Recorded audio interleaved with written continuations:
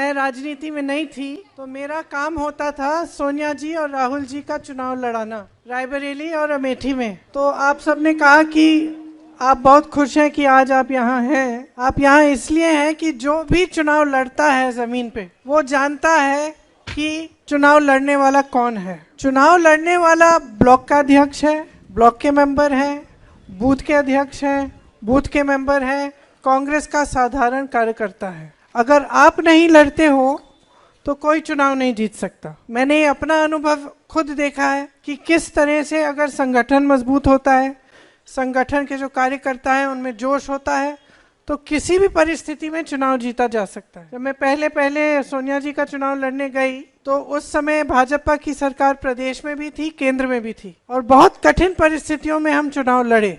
उस समय ब्लॉक की कमेटियां भी नहीं थी।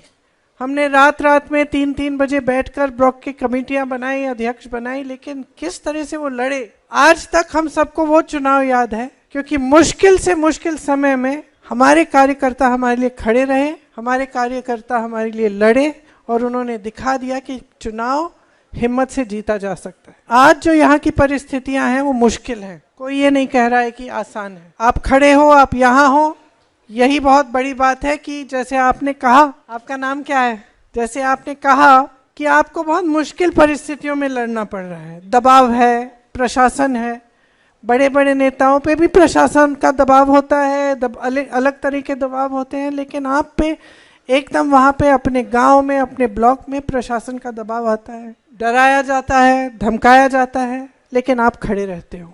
तो सबसे पहले मैं ये कहना चाहती हूँ कि आपको अपने आप में गर्व होना चाहिए। आज अगर कांग्रेस पार्टी इस देश में खड़ी है तो वो आप जैसे लोगों के बल पे खड़ी, जिन्होंने अपनी पार्टी के प्रति समर्पण और आस्था दिखाई और जो आज भी लड़ रहे हैं। तो आज इस चुनाव में हमारे सबसे बड़े योद्धा कौन है? आप हैं।